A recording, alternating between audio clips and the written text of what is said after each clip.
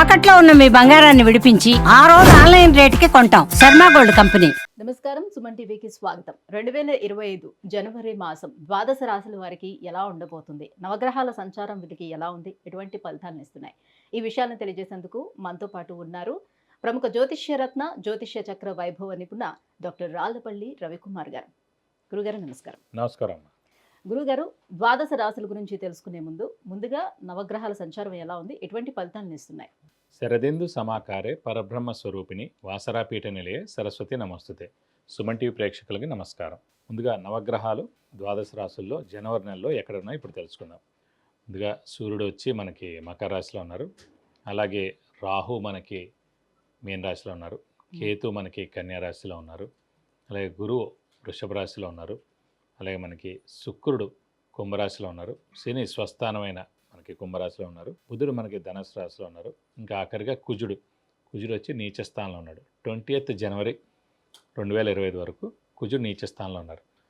ఈ కుజుడు నీచ స్థానం మూలాన్ని కర్కాటక రాశి వారికి, సింహరాశి వారికి, మీన రాశి వారికి, ఈ 3 రాశులకి యోగకారకుడు కుజుడు అయ్యాడు కాబట్టి, అలాంటి కుజుడు నీచలో ఉన్నాడు కాబట్టి 21/2025 వరకు డబ్బు ఖర్చు కానీ, హెల్త్ ప్రాబ్లం కానీ, మాట పట్టం కానీ జరిగేందుకు అవకాశాలు ఉన్నాయి.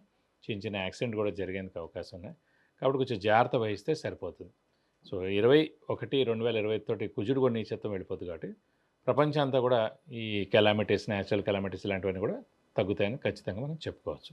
గురుగారు, మరి మకర రాశి వారికి ఈ 2025 జనవరి మాసం ఎలా ఉండబోతుంది? తప్పకుండా అమ్మా. మకర రాశి అనగానే మనకి ఉత్తరాషాఢ 2, 3, 4 పాదాలు, శ్రవణం 1, 2, 3, 4 పాదాలు, ధనిష్ట 1, 2 పాదాలు, ఈ నక్షత్రాల సమూహం అంతా మనకి మకర రాశిలోకి వస్తుంది. వీరికి ప్రస్తుతం గురుబలం పరిపూర్ణంగా ఉంది. ఎందుకంటే పంచమ స్థానంలో గురువు చాలా బాగున్నాడు. అలాగే తృతీయ స్థానంలో రాహు చాలా బాగున్నాడు. భాగ్యస్థానంలో కేతు చాలా బాగున్నాడు. ఏలినాటి శని కూడా ఆఖరికి వచ్చింది. ఇంకా కరెక్ట్ 3 నెలలు ఉంది. సో 1 ఏప్రిల్ నుంచి ఏలినాటి శని కూడా వెళ్ళిపోతుంది. ఇక్కడ ఖచ్చితంగా వెళ్ళిపోతే మేలే చేస్తాడు. ఎందుకంటే కుంభరాశిలోనే స్వస్థానంలో ఉన్న శని ఉన్నాడు కాబట్టి నష్టం ఏం చేకూర్చాడు. ఈ 3 నెలల్లో కూడా ఖచ్చితంగా మేలే చేస్తాడని చెప్పుకోవాలి. తృతీయ స్థానంలోకి వెళ్తాడు కాబట్టి తృతీయ స్థానం ఇంకా చాలా బాగుంటుంది. తృతీయ స్థానం ఇందాక చెప్పుకున్నట్టు 3, 6, 11 స్థానాలు చాలా మంచిది. శని కానీ, రాహు కానీ, కేతు కానీ. 3వ స్థానంలో 2.5 సంవత్సరాలు ఉంటాడు అన్నమాట. సో 2.5 సంవత్సరాలు గోల్డెన్ పీరియడ్ మకర రాశి వాళ్ళకి. కాబట్టి ఇప్పటి నుంచే స్టార్ట్ అయిందని అనుకోవచ్చు.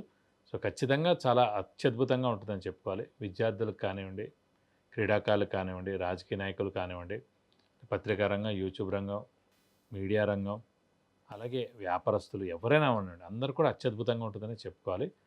వ్యాపారస్తులు అయితే ఖచ్చితంగా కొత్త వ్యాపారం స్టార్ట్ చేసుకోవచ్చు, ఎక్స్పాన్షన్కి వెళ్ళచ్చు. అలాగే మకర రాశి వారి ఆరోగ్యం చాలా బాగుంటుంది, ఆయుష్ కూడా బాగుంది. అలాగే ఇంట్లో పెద్దవాళ్ళు, చిన్నపిల్లల ఆరోగ్యం కూడా చాలా బాగుందని చెప్పుకోవాలి. అలాగే ఇంట్లో కొత్త వస్తువు కొంటారు. సో ఖచ్చితంగా అత్యద్భుతంగా ఉంటుందని చెప్పుకోవాలి మకర రాశి వారికి. శ్రమ, కాలం, ధనం వ్యర్థం కాకుండా ఉండడం, అవసరానికి డబ్బులు సమకూరడం, రావాల్సిన బాకీలు వసూలు అవడం, షూరిటీస్ పెట్టచ్చు, స్పెక్యులేషన్స్ కలిసి వస్తాయి. అలాగే మధ్యవర్తిత్వం వహించవచ్చును. ఇది కాకుండా అనుకోకుండా కొంతమంది మిత్రులు తప్పకుండా మీకు సహాయ సహకారాలు అందిస్తారు. అలాగే మీకు ఎవరైతే వ్యాపారంలో ఎవరైతే ఉన్నారో వారికి చాలా బెస్ట్ సమయం అండి ఇది.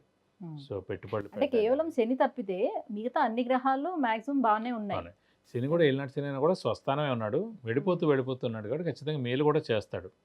అంటే ఆ తర్వాత శని బాగున్నా కూడా మిగతా గ్రహాలు కూడా చేంజ్ అవుతున్నాయి కదా. ఆ చేంజ్ అవుతున్నా కూడా పర్వాలేదు. అంటే మెయిన్ రాశి అధిపతి ఎవరైతే ఉన్నారో, అంటే ప్రతి రాశికి అధిపతి ఎవరైతే ఉన్నారో వాళ్ళు ఎక్కడ ఉన్నారో చూడాలండి. మకర రాశికి శని అధిపతి అతను తృతీయ స్థానం. తృతీయ అంటే ఏంటి? జనాల సహాయ సహకారాలు. ముఖ్యంగా తృతీయ అంటే ఏంటి? మనకన్నా తమ్ముళ్ళు కానీ, చెల్లెలు కానీ.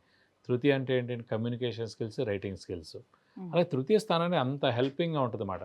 సో నేచర్ కూడా తప్పకుండా హెల్ప్ చేస్తుంది అన్నమాట. పైగా మీన రాశిలో గురువు స్థానంలోకి వెళ్తున్నాడు. సో ఖచ్చితంగా దైవబలం, దైవానుగ్రహం కూడా పరిపూర్ణంగా ఉంటుంది అన్నమాట. సో ఖచ్చితంగా అనుకున్న పనులన్నీ తప్పకుండా నెరవేరుతాయి. ఇంట్లో శుభకార్యాలు కూడా ఖచ్చితంగా చేస్తారు. సో చాలా చాలా బాగుంటుందని చెప్పుకోవాలి. గురుగారు, మరి సంతానం కలిగేందుకు ఎంతవరకు అవకాశం ఉంటుంది? సంతాన స్థానంలోనే సంతానకారకుడైన గురువు ఉన్నాడు కాబట్టి ఖచ్చితంగా సంతానం లేని వారికి సంతానం కలిగేందుకు అవకాశాలు 100% ఉన్నాయి. ఇంకోటి ఏంటంటే పంచమ స్థానంలో గురువు ఉన్నాడు, అది కూడా మేధాకే ఉంటాడు. తర్వాత 6వ స్థానంలోకి వెళ్తాడు, 6వ స్థానంలో. సో అప్పుడు కొంచెం మిశ్రమంగా ఉంటాడు కాబట్టి ఖచ్చితంగా ఎవరైనా సరే సంతానం కోసం అనుకునేవాళ్ళు ప్లాన్ చేసుకునేది మటుకు ఖచ్చితంగా మే లోపల ప్లాన్ చేసుకుంటే ఖచ్చితంగా సంతానం కలిగేందుకు అవకాశం ఉంది. ఇంకోటి పంచమ స్థానంలో గురువు ఉన్నాడంటేనే ఖచ్చితంగా సంతానం ఇవ్వడం కోసమే ఉన్నాడు. సో ఖచ్చితంగా సంతానం లేని వారికి ఖచ్చితంగా ఈ సంవత్సరం సంతానం కలిగేందుకు అవకాశాలు ఎక్కువగా ఉన్నాయి. అలాగే వివాహ ప్రయత్నాలు కూడా ఫలిస్తాయా? వివాహం కూడా అంతే అండి. 2, 5, 7, 9, 11 స్థానాల్లో గురువు ఉంటే కనుక మనకి గురుబలం ఎలా అయితే అనుకున్నాం, సో ఖచ్చితంగా పంచమ స్థానంలో గురువు ఉన్నందుకు ఖచ్చితంగా అవివాహితులు ఎవరైతే ఉన్నారో వాళ్ళందరూ కూడా వివాహం ఎందుకు అవకాశాలు ఎక్కువగా ఉన్నాయి. ఏదైనా సరే మానవ ప్రయత్నం మెయిన్ అండి. సో మానవ ప్రయత్నం ఖచ్చితంగా చేయాలి. అలాగే మీరు కూడా ఇంట్రెస్ట్గా ఉండాలి వివాహం చేసుకోవడానికి. సో నేను వివాహానికి రెడీగా ఉన్నాను, వివాహం చేసుకోదలుచుకున్నాను అని మీరు రెడీగా ఉంటే ఖచ్చితంగా గురుబలం అనేది మీకు తోడై ఖచ్చితంగా వివాహం ఖచ్చితంగా అవుతుందని చెప్పుకోవాలి. వాళ్ళకి ఆరోగ్యపరంగా ఏ రకంగా ఉండే అవకాశం ఉంటుంది? అంటే ఆరోగ్యపరంగా అంటే కనుక మనకి శని చూసుకోవాలి. శని ద్వితీయ ద్వితీయ స్థానంలో స్థానంలో. ఉన్నా కూడా స్వస్థానం అయ్యాడు కాబట్టి సో ఏలినాటి శని నడుస్తున్నా కూడా ఖచ్చితంగా ఆరోగ్యం బాగుంటుందని చెప్పుకోవాలి. మేజర్ ప్రాబ్లం అంతా కనుక 2020-23 జరిగిందండి మకర రాశి వాళ్ళందరూ కూడా. సో అప్పుడే కరోనా టైం కూడా. సో కరోనా టైం వచ్చినప్పుడే మకర రాశిలో శని ఉంది కాబట్టి రాశిలోనే శని ఉన్నా అంటే హయ్యెస్ట్గా ఎక్కువగా ప్రాబ్లమ్స్ ఫేస్ చేసింది మకర రాశి వాళ్ళే. అటు అనారోగ్యంతో కానివ్వండి, భార్యాభర్తల మధ్య అన్యోన్యత కానివ్వండి, అలాగే ఫైనాన్షియల్గా కానివ్వండి, అలాగే నేమ్ అండ్ ఫేమ్ వైజ్ కానివ్వండి, చుట్టాల నుంచి ఎదుర్కొన్న సమస్యలు కానివ్వండి, అన్నీ కూడా అంటే మకర తన రాశి. రాశిలోనే తన ప్లేస్ లోనే తన ఉన్నారు కదా రాశిలో ఆయన తన కూడా. ప్లేస్లో ఉన్నా కూడా చంద్రుడు మనస్కారకుడు, బుద్ధికారకుడు. అలాంటి చంద్రుడిని కలిసి ఉన్నాడు కాబట్టి మనసుకి బుద్ధికి అన్నిటికి కూడా ప్రాబ్లమ్స్ క్రియేట్ చేశాడనమాట. మ్మ్. సో అందుగురించి అప్పుడే కరోనా రావడం, ప్రపంచంలో కరోనా అప్పుడే వచ్చింది.